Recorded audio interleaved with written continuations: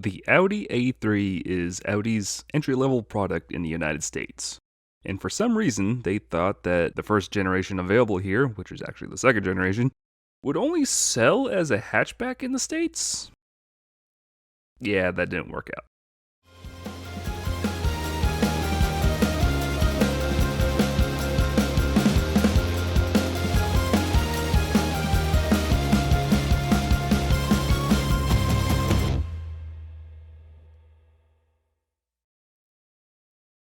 With Audi's growing lineup, they realized that they needed a car to slot underneath the growing Passat-based A4.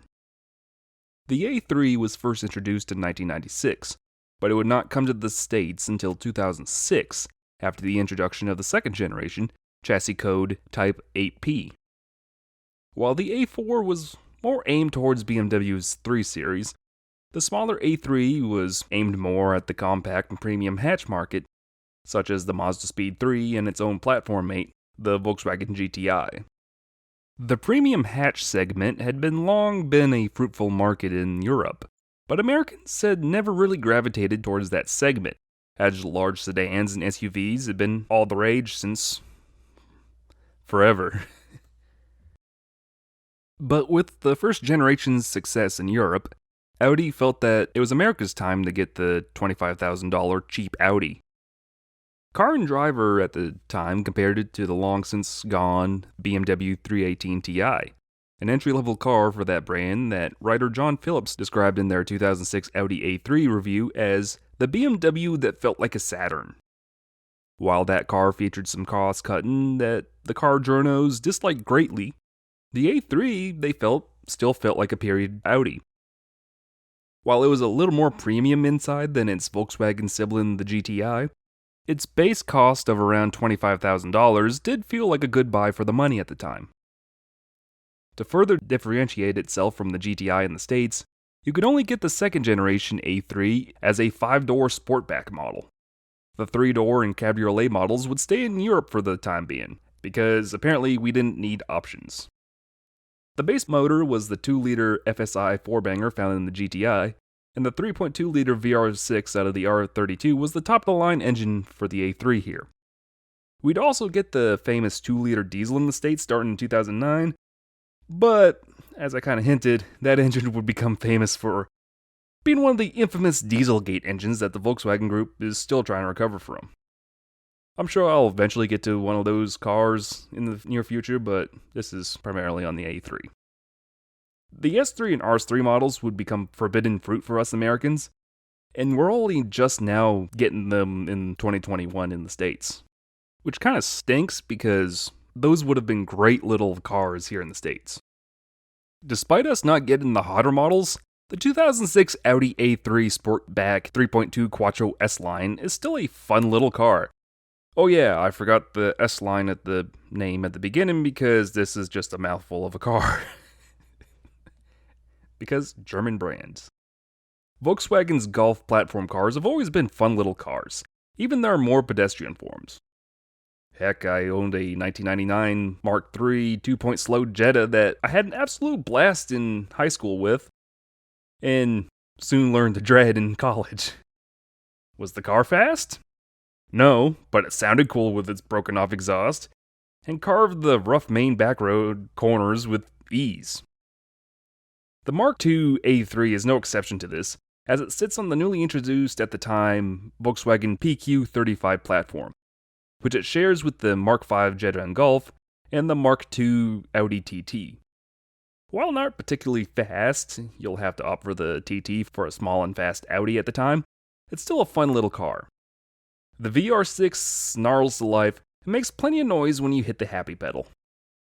The fully independent suspension soaks up all the bumps from city streets and country roads, and the similar tuning to the Mark V GTI provides excellent backroad and empty mall parking lot thrashing fun.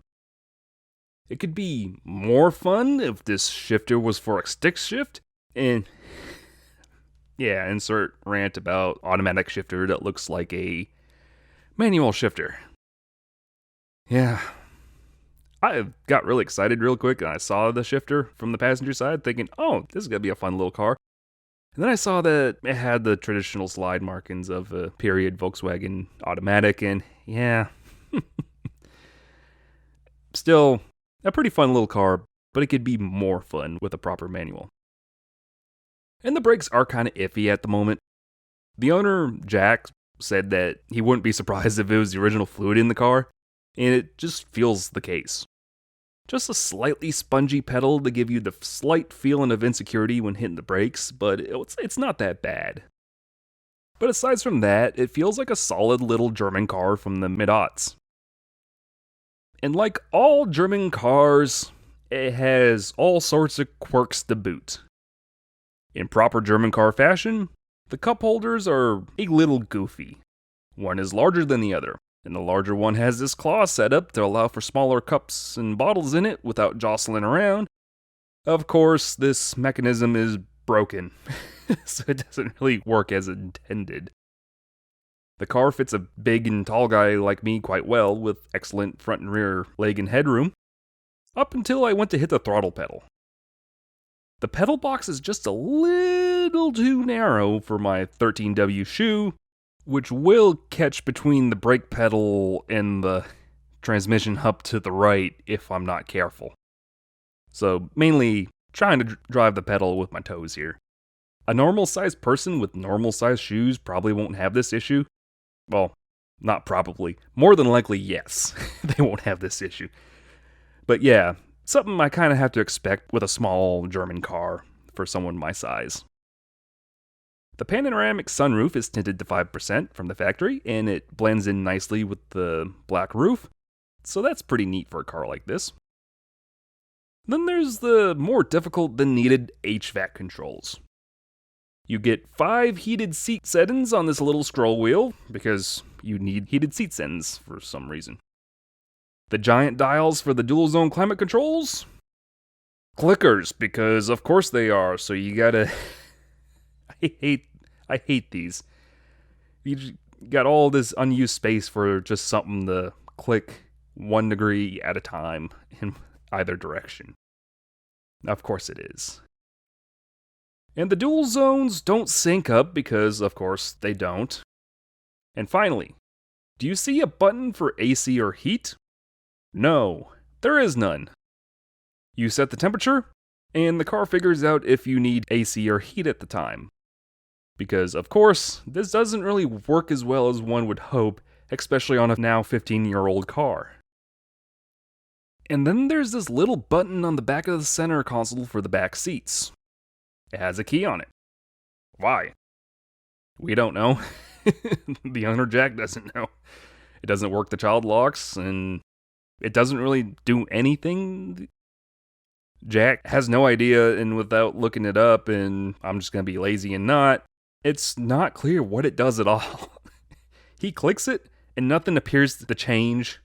So, yeah, this is the only button back here, so, of course, whoever's sitting back here is going to hit it. But it appears to do nothing. Yeah. Yeah, yell at me in the comments if you know what it does. Anyways, Jack purchased this car from his stepfather a few years back, who himself had purchased it slightly used. Now, his stepfather is a man of similar build to myself, so according to Jack, his complaints about his feet being slightly too large for the pedal box, because of course he's got the same size shoes as I do, were the same. But other than that, his stepfather absolutely loved this car and drove it for several years. When it finally came time to upgrade it a couple years back, the dealer he wanted to trade it in at only wanted to pay out $2,500 because compact car. So Jack offered to take it off his hands for $5,500, and he's been enjoying it ever since. It's never really given the two any sort of mechanical issues, and it's only recently been parked as his daily, at around 154,000 miles, but the fact that it's kind of a rare duck, being that there's only 111 of these sold in white in the United States in 2006, he's kept it as a second car. So, anyways, it's kind of remarkable that Audi thought they could sell only the 5-door Sportback version in the United States. Hatchbacks traditionally have always struggled in America, especially quote-unquote premium ones. No matter how much more usable they are compared to a traditional sedan, Americans simply don't like hatchbacks. Even in recent years, with lag in sales of sedans due to the sedanocalypse, buyers have skipped over hatchbacks in favor of their raised counterparts in compact crossovers because they're safer and I can see over traffic better, and this is only what the dealer has. But in all honesty, a small hatchback is more efficient because it's not nearly as tall and boxy, and it's just as usable as a compact crossover. Hell, this second generation A3, I had acres of headroom and legroom, and I'm 6'3". So the fact that a crossover may be roomier compared to a compact car doesn't really fit here. But, of course, this German brand thought they could power through American tastes with the optioned out at $42,000 when new. Oh, that probably played a part in why these didn't sell too well. Yeah. When counting for inflation for 2021 money, that's $54,794 for a compact Audi hatchback. Ooh. Keep in mind, in 2021, that's the kind of money that'll get you a Tesla Model 3 or C8 Corvette for just a little bit more. So yeah, this was kind of pricey when optioned out. Coupled with the fact that it was a hatchback, meant that the A3 struggled to sell in the United States for its first generation. Only twice did it break 7,000 sales in America. And sales flatlined in the 2008-2009 financial crisis because of course they did. When it came to offering the third generation here, Audi smartened up and offered the sedan and cabriolet versions, and sales immediately jumped from 7,205 in 2012 to 22,250 in 2014, and then peaking it with 35,984 in 2015.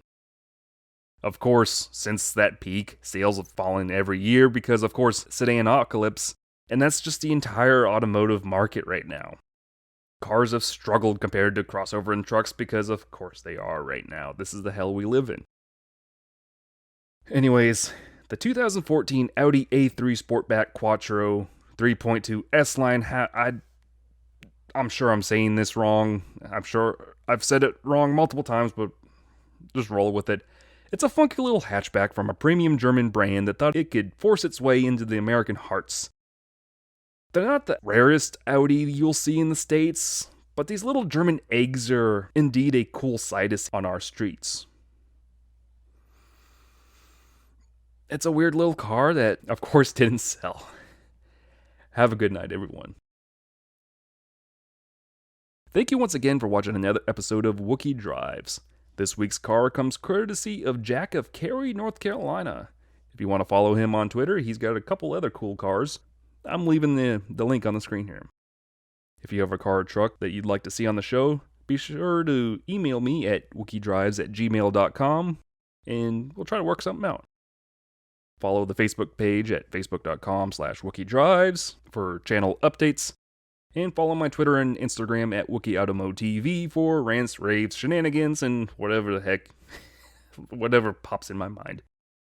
Be sure to like the video, leave a comment, share with all your friends, and just subscribe for more Wookie Drives like these.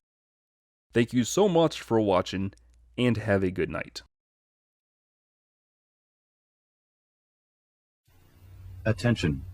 A series of events has led to the disappearance of a red 2006 Audi A3. If you have any information regarding its location, please contact Audi of America immediately at audiusa.com/A3 or call 1-866-OK-RECOVER. This car is equipped with dual clutch DSG, open sky system, Audi Nav Plus, and 2 SD card slots. Thank you.